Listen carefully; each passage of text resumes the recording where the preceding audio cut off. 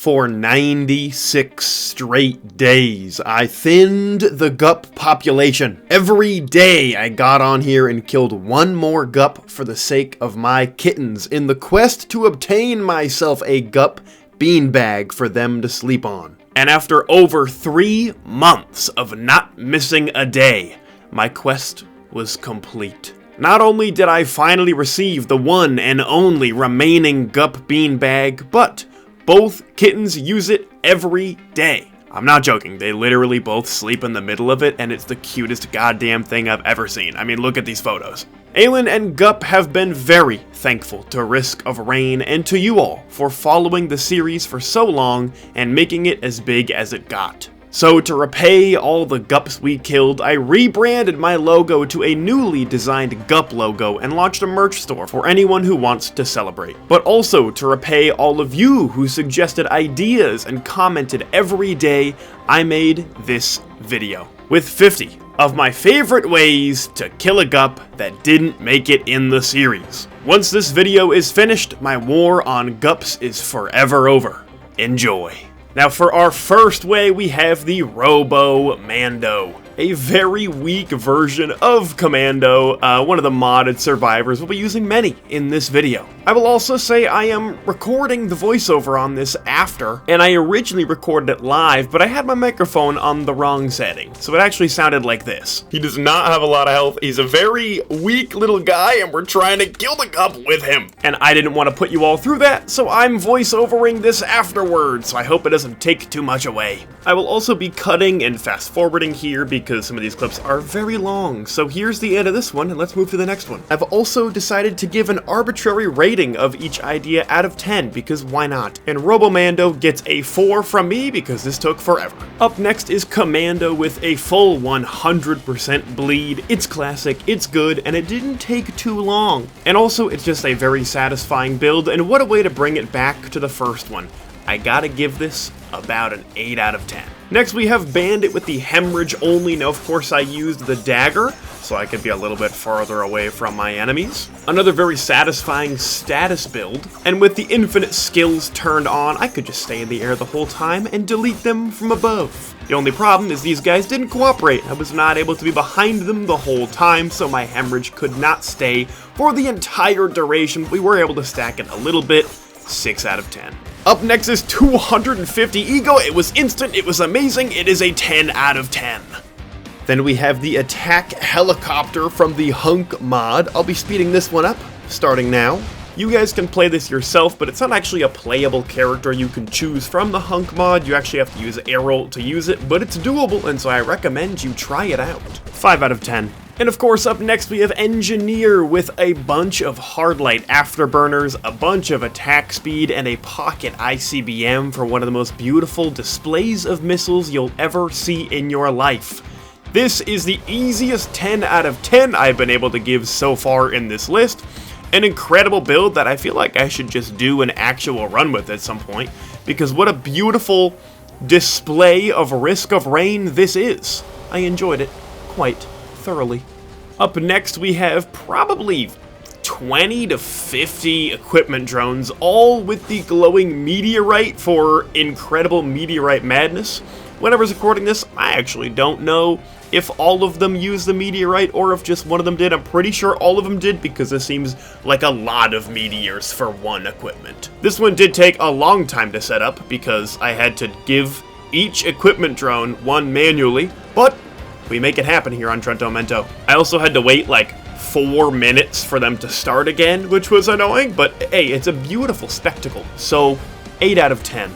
Now we have an army of probably 25 Elder Lemurians all on my team. This one was solid, a very good way to kill a gup, and it happens pretty quickly, but sometimes I couldn't tell where the gups were because there were 25 Elder Lemurians, so has to bump it down a little bit. 7 out of 10. Up next we have 10 Brilliant Behemoth. Now I was going to do more, but I needed you guys to actually see the screen, so I chose 10. I chose Void Fiend because of this part, where it just kind of goes crazy. I enjoyed it. Could have been a little faster, but I'm going to give this an 8 out of 10. This I am most certainly going to have to speed up. We're playing as a Stone Titan today, and you would think a boss in Risk of Rain 2 would have pretty decent damage. But this was one of the longest ones that possibly could have happened. The laser does no damage at all, and I aged while making this, so 2 out of 10. Now this one was good. I spawned in one of every survivor in the game, let me know if I missed one, I think I got them all, and put them on my team. And so every single ability is just popping off. Gotta give it a 10 out of 10. Up next, we went skeet shooting with a Gup, which was an easy 10 out of 10. And pull.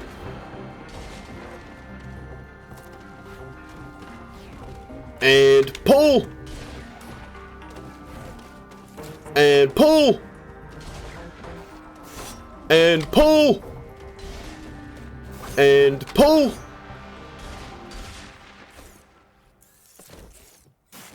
And pull! Nice! Yeah! That's perfect. Nice, dude. Then I used the twisted aspect to kill a Gup. This one, unfortunately, is a 1 out of 10, but solely because I actually don't really know what the aspect does, so I just kind of, this was just kind of artificer. Sorry about that one. Then we have killing a Gup with Dancer, one of my favorite modded survivors of all time. Super fun combo-based modded survivor. All the links to any of the mods you see here will be in the description. I guess not the links themselves, more the mod code that I used with every mod included. Dancer being one of them, of course.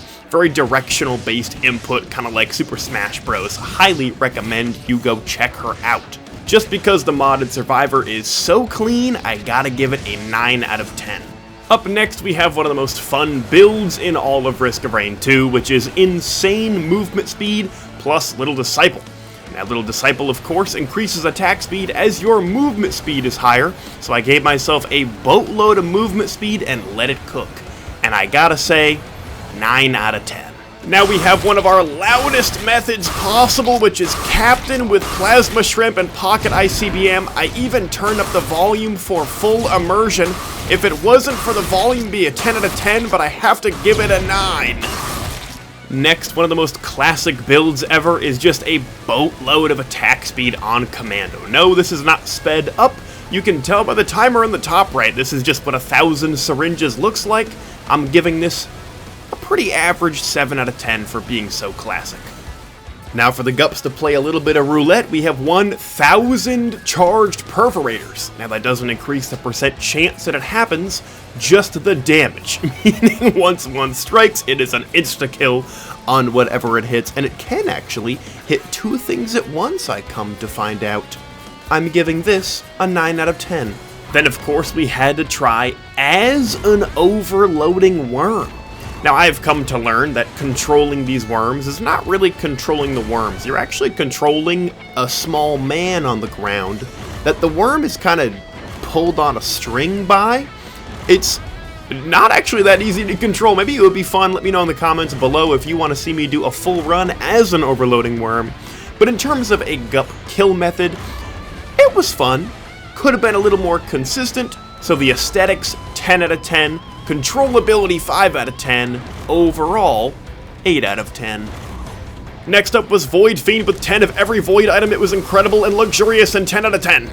Next up we had as Lee Hyperreal. Lee easily made it on my list of top 10 modded survivors in the game. The combos you can do with this guy are absolutely insane. The animations are peak. The sound design is peak. Just the amount of different things you can do with this guy are amazing. Not to mention the absolutely insane animation that this is that obliterates everything inside. Lee Hyperreal, just for style points alone, gets a whopping 10 out of 10.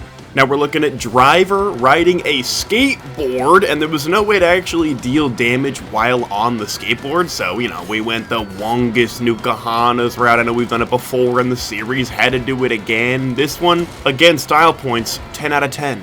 Now, of course, with the theme of the new DLC being drones, I was a TC-280 with an army of TC-280s. I gotta say, another 10 out of 10. Up next, we have the Seamstress with one specific ability, which is essentially the Force Push from Star Wars. Seamstress, another one of my top 10 modded survivors. The gameplay, peak. The sound design, peak.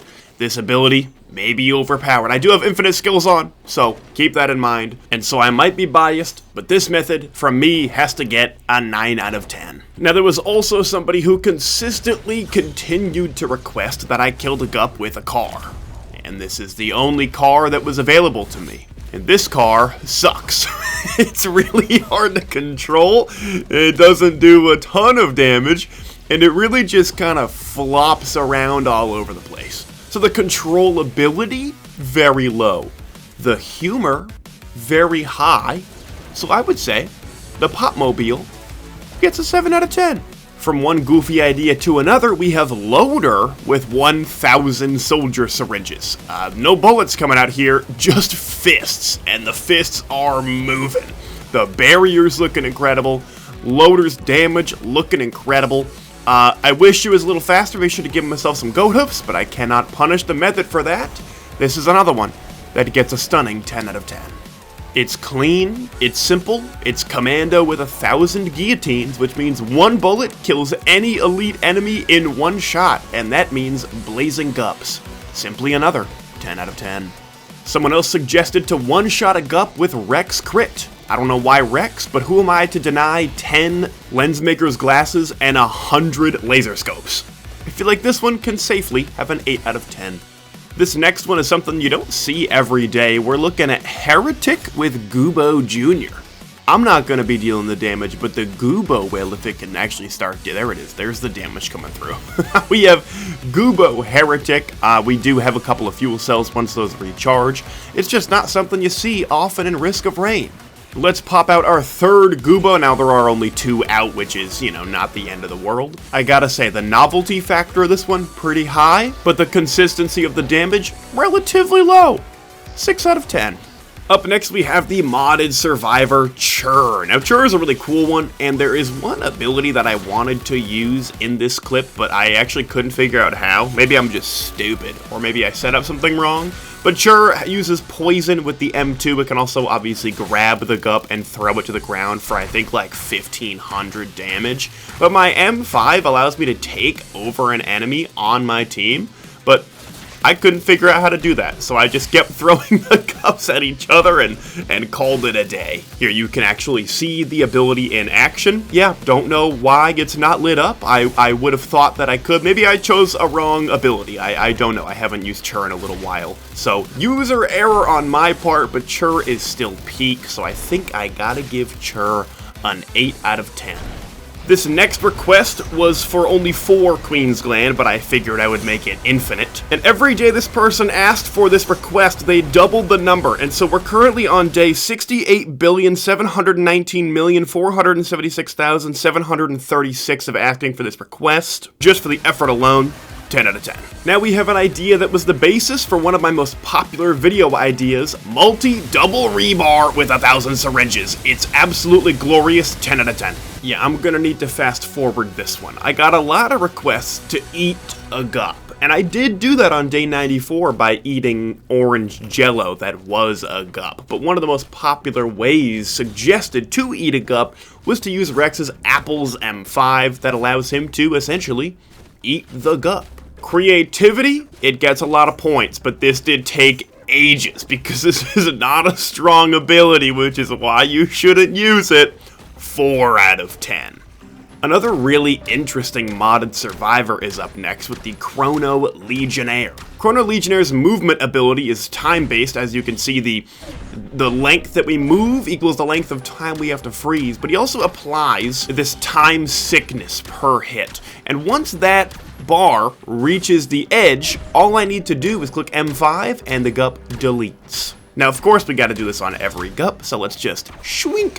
And now that we've gotten them all relatively low, we can just pop them one at a time, and I'm gonna give this method a 9 out of 10.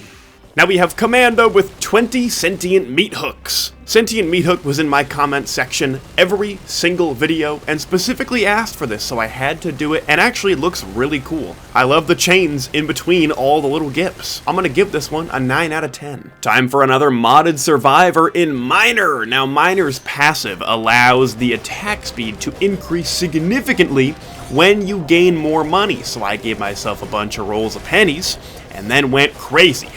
It's really funny to watch this dude attack at light speed. 10 out of 10.